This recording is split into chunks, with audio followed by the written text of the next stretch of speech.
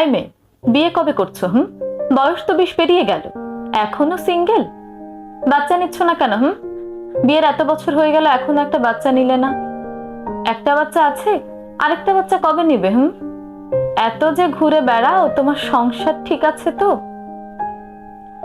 এই প্রশ্নগুলো আমাদের সমাজে এতটাই স্বাভাবিক হয়ে গিয়েছে, কেউ বুঝতেও চায় না এই কথাগুলো অন্যের জীবনে ঠিক কতটা বিষ ঢালতে পারে। এই প্রশ্নগুলো শুনতে শুনতে আমরা ক্লান্ত। বিয়ে মানেই যেন একটা টাইম লাইন। বিয়ে কবে হবে, বাচ্চা কবে হবে, বাচ্চা কবে স্কুলে যাবে, দ্বিতীয় বাচ্চা কবে আসবে, এর সবটাই যেন সমাজ ঠিক করে দেয়।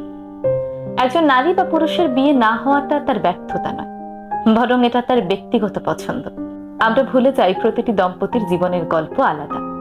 কেউ মানসিক প্রস্তুতির জন্য সময় নেয়, কেউ বা আর্থিক প্রস্তুতির জন্য, কারো স্বাস্থ্যগত সমস্যা, কেউ আবার নিজেদের জীবনের ছন্দটাকে আরেকটু উপভোগ করতে চায়।